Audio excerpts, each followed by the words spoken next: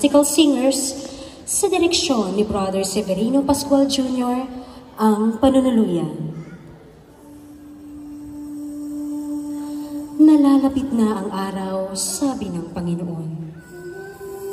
Pasisibulin ko mula sa lahi ni David ang isang sangang matuwid, isang hari na buong karunungang maghahari. Sa bayan ng Nazaret, Galilea, may isang dalagang nagngangalang Maria. Siya ay nakatakdang ikasal kay Jose, isang taong matuwid mula sa lipi ni David.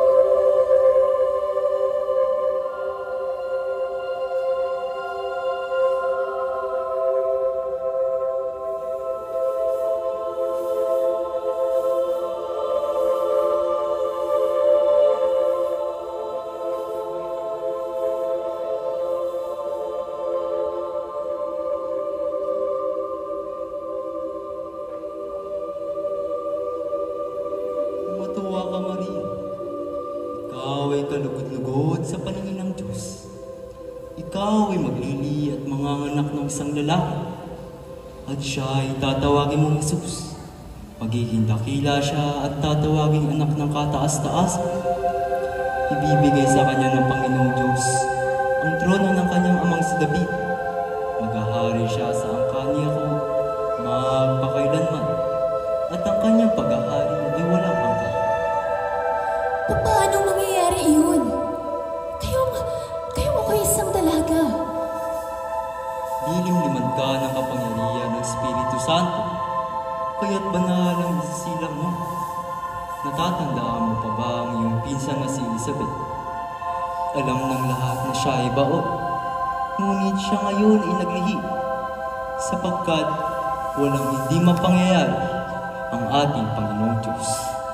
Ako'y alipin ng Panginoon. Maganap nawa sa akin ang iyong sinabi.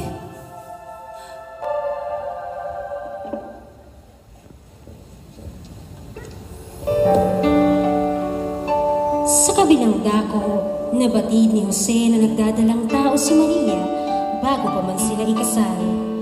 Isang taong matuwid ito si Jose, kaya't ipinasya niyang hiwalayan si Maria ng lihim.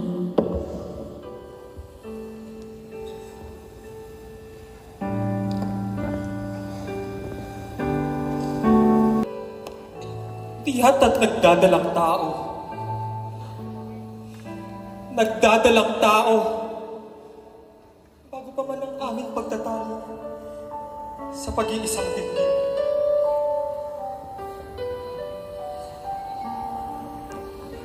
O Diyos, Amang makapangyarihan, si Maria ay sa tiyak na kapahamakan. Lalo na kung ang buong bayan malaman ng kalagayang kanya ngayong inililihim sa kanya.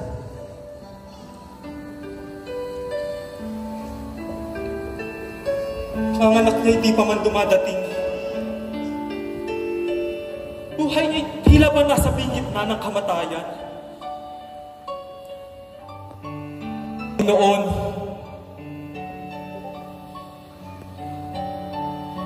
kung ang pagpapasya ko'y nakaayon sa inyong kalooban,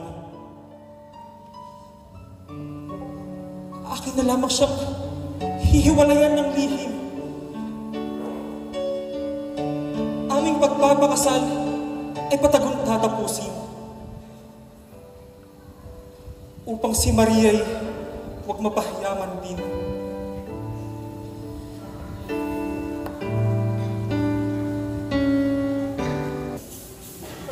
Sa kanyang panaginip, nagpakita ang anghel ng Panginoon. Jose, mula sa angka ni David, huwag kang matakot na magpakasal kay Maria.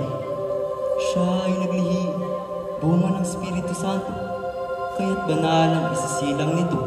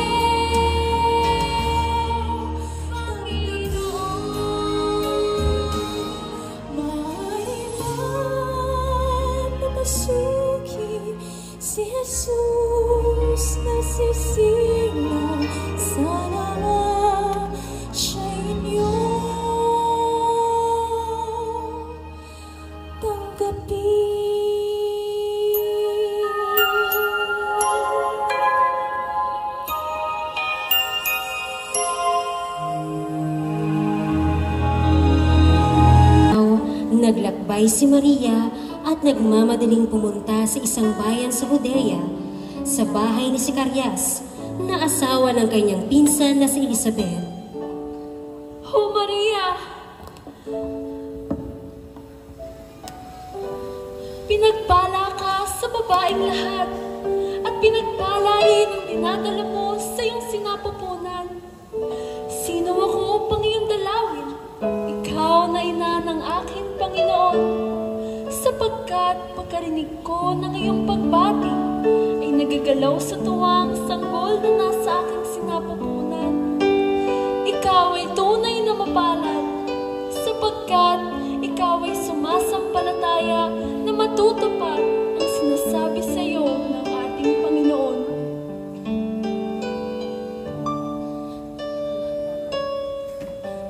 Ang puso ko'y nagpupuni sa Panginoon at nagagalak ang aking espiritu sa Diyos na aking tagapagligtas, sapagkat nil ng kanyang alipin. Mapalad ang pangalan ko sa lahat ng mga bansa.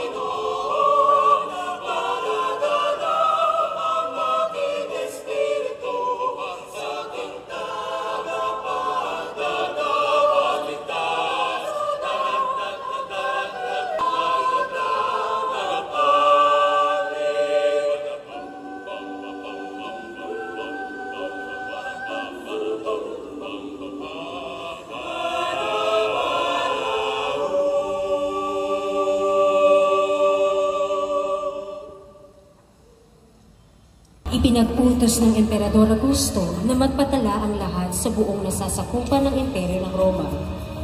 Ang unang pagtatalang ito ay ginawa ng si Cirenio, ang gobernador ng Syria. Kaya't umuwi ang bawat isa sa sariling bayan upang magpatala. Para sa kaalaman ng lahat, ipinag-uutos ng kagalang-galangang Emperador Augusto na magpatala ang lahat ng nasasakupan ng buong Roma na kanyang imperyo. Kaya't mula Nazaret, Galilea, si Jose ay pumunta sa Bethlehem, Judea, bayang sinilangan ni Haring David, sapagkat siya ay mula sa angkan ni David. Kasama niyang umuwi upang magpatala rin si Maria na kanyang esposa na noon ay kagampan. Matapos ang pagpapatala, sila ay naghanap ng bahay na matutuluyan. Dahil sa pagpapatala na inutos ng emperador sa buong lupain, ang Bethlehem ay punong-puno ng mga taong umuwi roon galing sa iba't ibang lugar. Pagdating sa bayan nila Maria at Jose, natagpuan nilang punong-puno rin ang mga bahay panuluyan at ni isa man sa kanilang matulugan.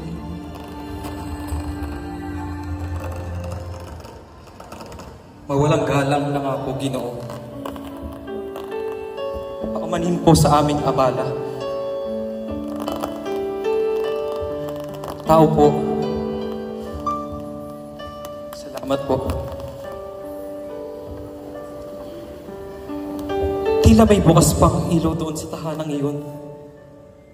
Halika tayo doon tumawag.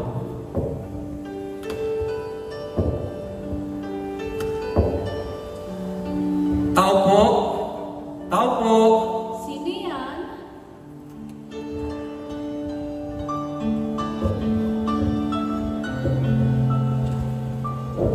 Mawalang galang na nga po, Ginoo. Maaari po ba kaming manuluyan sa inyong tahanan? Yung po, manhin. Ang aming tahanan yun ay puno. Walang bakanting kwarto kung may bibigay sa inyo. Kahit hindi na silidang inyong bigay sa amin, Ginoo, kami maaari na namin palipasin kahit sa inyong mga pasilyo at silo. Mas dalhin niyo ang aming asawa na sa pagdadalang tao ay bigat na bigat. Kung hindi para sa akin, Ginoo, ay para na lamang sa asawa kong ibig. Patawarin ninyo kami, ngunit kahit sa aming mga pasilyo ay pinagsisitulog na rin. Sa higman namin naging tulugan na rin. Mabubuti man tao kayo sa aming paningin, ngunit ang dalawang tao ay amin ang hindi mapagkakasya rin. Mali ang aming pamanhin. Paalam po, Ginoo. Ang Diyos, naway inyong maging gabay sa gabing ito na mapanglaw.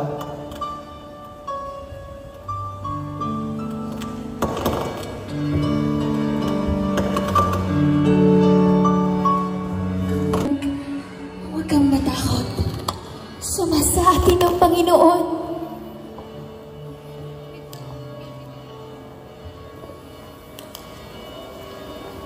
Higantang bahay iyong tignan. Sana may mabuting puso ang nariyan.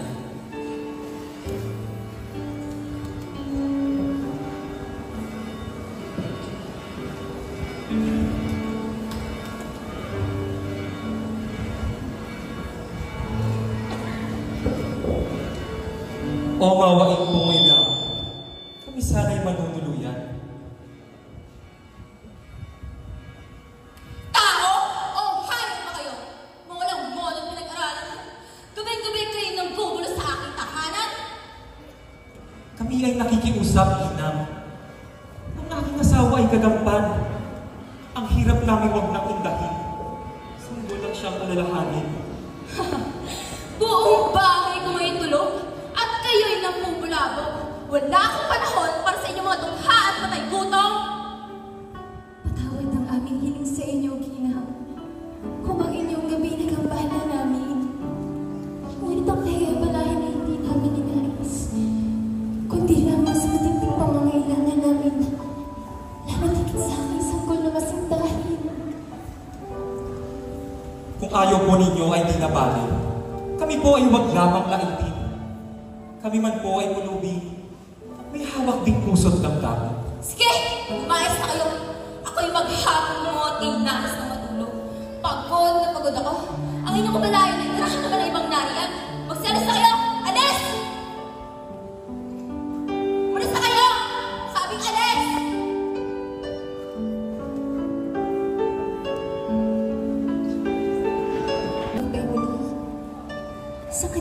dapat sukli pag-asa natin. Hindi tao ang saksi, kundi ang Diyos, sangguling tangi. Hindi tayo susuko, Maria. Dahil ang Diyos ay nasa ating panig. Ikaw ay kanyang pinagpala at tayo tiyak na dadalhin niya tayo sa ligtas na lugar. Panginoon, Hari ng kalangitan, maraming hindi maunawaan. tiwala sa inyo'y nakalagak. Gawin ang pag-ibig sa inyong anak.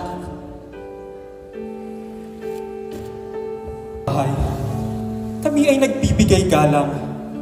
Sa katuloy manunuluyan, kami inyong pahintulutan. Magtanaw na nga po, Ginoo, kung saan kayo nagbuhat at saan naman magtutuloy itong gabing madilim na inyong layon. Sa malayo po kami nagmula, sa Nazaret na aming bayan. Kami po ay naparito upang magpadala ayon sa kay Cesar na atas. Ginoo, ang pagod namin ito. 3 gabi't araw ng gusto. Sa sanggol sa aking sinapupunan, inyong tahanan puso'y buksan. Sana ko dito ay may lugar. Gano'n na kayo pagbigyan. Ngunit, halos pumutok na lamang ang aming bahay sa kabunuan. Kahit sa inyong mga silid o pasilyo, kami maaari ng tumahan. Ngunit sa aking palagay, ay puno na rin maging silid sa inyong bahay. Gayon na nga, Ginoo. Aking buong kalungkutan binabahagi sa inyo. At sa inyong ginang na tila isang sanggol ng iluluwal. Ang siksikang lugar na ito ay hindi angkop sa inyong dalawa. Maraming salamat pa rin po, Ginoo. Sa iyong kabutihan loob na harapin kami ng buong kabutihan. Hindi ninyo kami kinatsa o pahinarapan. Inyong mga may malasakit na salita sa amin ay sapat na. Aking tahanan may puno. Aking naalala itong isang lugar na rito hindi naman kalayuan. Tangi kong may alay sa inyo ay yaong yung iba. Sa malamig na kabukiran, puno ng hayop sa aming pagsasaka. Ang payak na lugar na ito ay hindi kailanman angkop sa inyo, lalo na sa yogi ng namahal. Ngunit sana ito'y maging sapat na para kayo makapagpahinga. O Ginoo, O Diyos, ito'y higit pa sa sasapat. Kayo'y pagpalain ng lubos-lubos.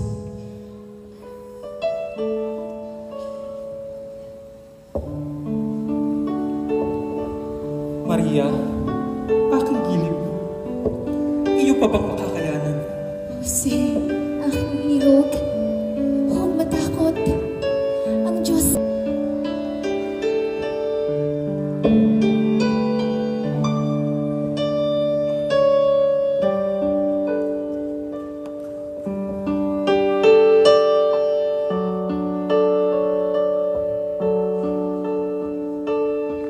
Noon sila, dumating ang oras ng panganganak ni Maria at isinilang niya ang kanyang panganay at ito ay lalaki.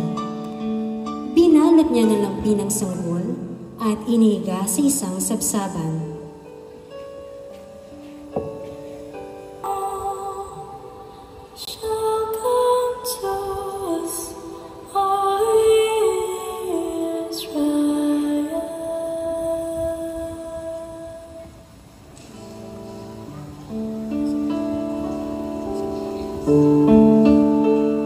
Masdan mo, Mariang mahal, isang sanggol na hulog ng langit. Purihin ang Diyos at ang kanyang dakilang pangalan.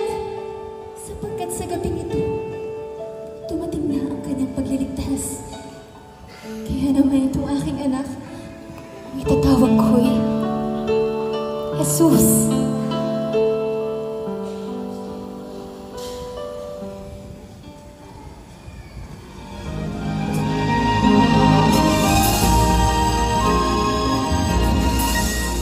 Munting sanggol, may nininig iyong mga mata.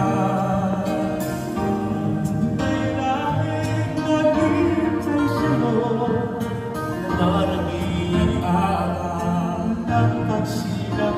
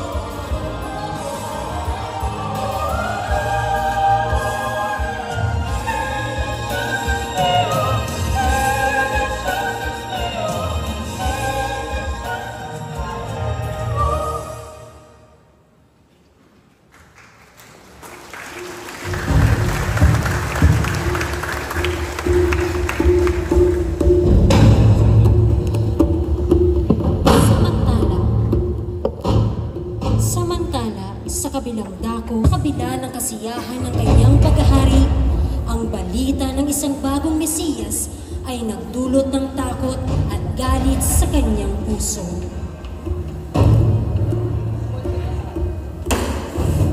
Mesiyas! Ang Kristo! Isang hari! Sino itong hari na nais agawin ang aking trono? Isa lamang ang hari sa lugar na ito. Akong si Herodes lamang ang siyang mag-ahari dito. Ipinanganak daw sa Bethlehem itong hari. At ang pinadala kong mga pantas ay hindi na nagbalik sa akin. Kung hindi ako tutulungan ng mga pantas, ako na lamang ang gagawa sa aking sariling akbang. Mga kawan!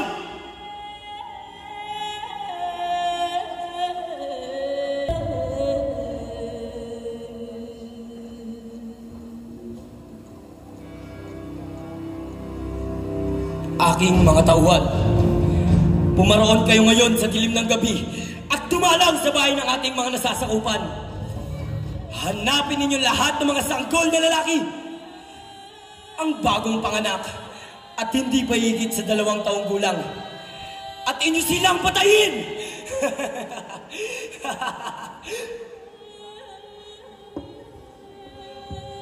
Ano ba hinihintay ninyo? Humayo kayo at patayin ang lahat ng mga sanggol!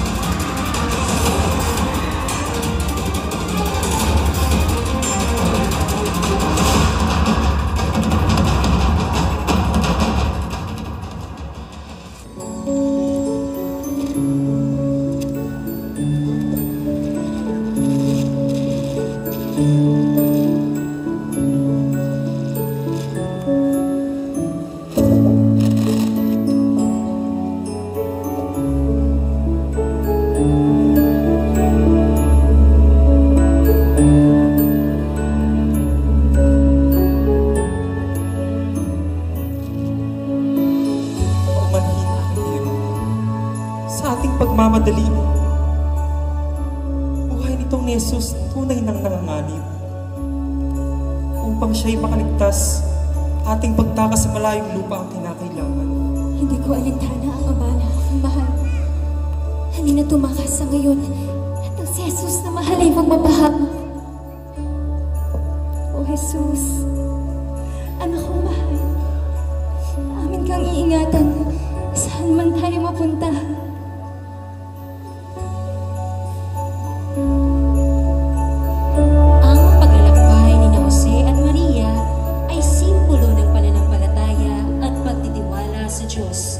Na sa kabila ng lahat ng pagsubok ay laging naroroon upang magbigay ng gabay at pagprotekta.